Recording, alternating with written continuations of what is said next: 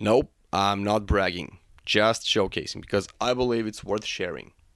So to begin first, the first band on the list is Hammerfall, right? A while ago, people used to make very cool guitar picks. Nice, glossy red. And the coat of arms on the backside. Thanks, my man, for throwing this into my face. Awesome. No, I think that Scott from Anthrax contacted his designer for this guitar pick and said, please make me look as hideous as possible. And it was a pretty successful job. Right. There we go. And thanks for the autograph on the other side. This is a pretty cool guy. I like him. Not pretentious at all. He's still a kiddo, trapped in a grown-up's body. Now, this man, Mr. Jerry Cantrell, besides being famous for touching Layne Staley in real life, he's also the driving force of guitar in, if you ask me, the best grunge band ever. So, very simple, black and white. There's his signature and the Alice logo on the other side. So this is one guy who actually knew how to properly use wah pedal, unlike that Kirk Hammett from Metallica. So this other dude from Alice in Chains, the lead singer, what's his name? Lenny Kravitz, right? Yeah, Lenny Kravitz. So Lenny Kravitz threw a guitar pick into my face, dude. His initials, right? WD, which stands for Lenny Kravitz. So Zoltan from Five Finger Death Punch. Alright? I fucking hate this band. I remember one of my students asking me, not why are they famous, but how are they famous? It's even a better question, it goes a step further. Yeah, well, what could I answer? I'm sorry, but and aggressive marketing really can convince people that some average stuff is actually good. But anyway, Zoltan was a cool guy. He threw a bunch of these. He fed the audience with 50 guitar picks throughout the concert. I find that pretty cool. The first guitar pick I've ever collected came from Whitesnake's guitarist Reb Beach. I remember it was a scorching summer. Whitesnake was playing open air at the park, and there's the band logo, 2006. I was a teenager, I was a kiddo. It was so damn scorching I had to take off my t-shirt, and I remember something poked me. I think it was the shoulder, left shoulder. I turned over to my friend and said, I think it was the guitar pick that just... While people were bouncing, I dug down between their legs. Took me about a minute. At the last moment I found it. So what's next on the list? Yeah, Mark D'Antonio from Killswitch Engage, a bass player. He's actually the one responsible for much of the music. If you check his interviews, you'll realize that. It was a festival concert, I remember. They were supporting Iron Maiden, so a lot of audience around me didn't give a damn. They were just waiting for the big guys to appear. Anyway, Mark discovered that I was the one knowing all the lyrics. I was banging heads, singing along.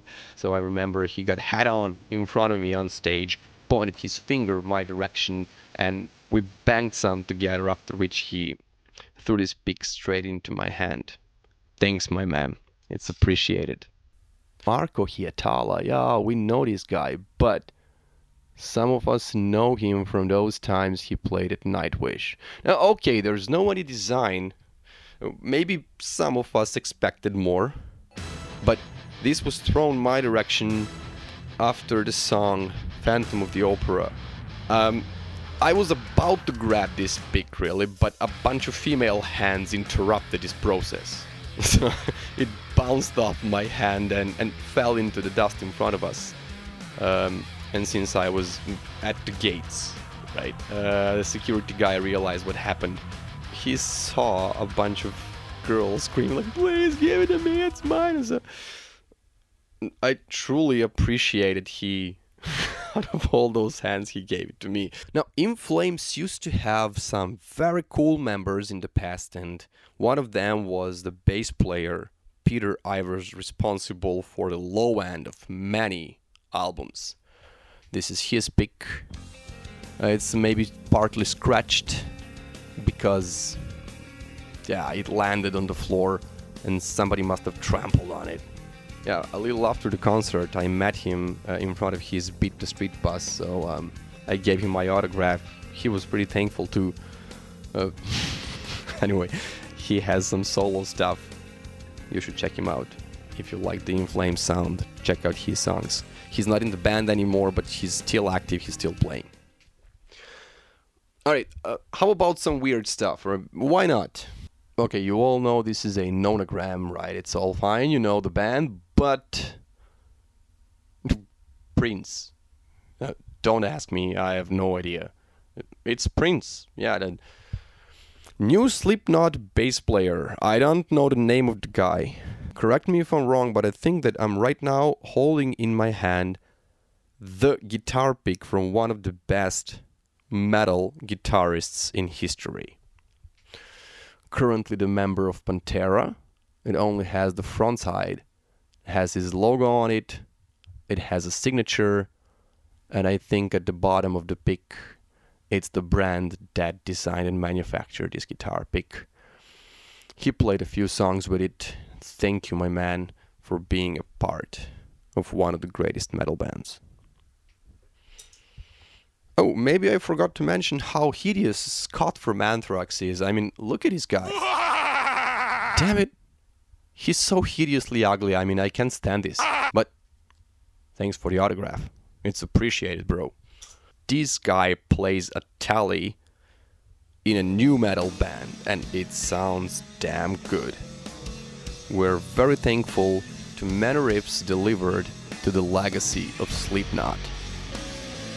And this is Mr. Jim Root.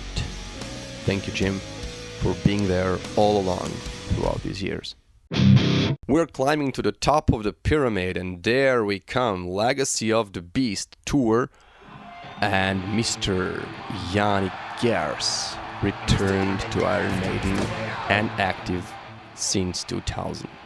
You all know that Iron Maiden has plenty more than one guitar player.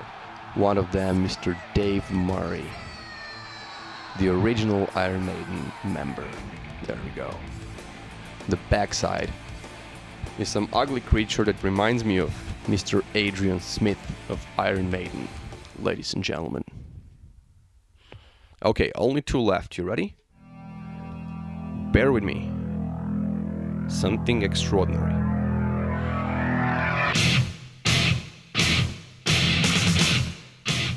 If any of you watched the DVD, you found me there. Kirk Hammett, Metallica. And the last one, The Relic. Can't believe I'm holding this in my hand right now. Behold,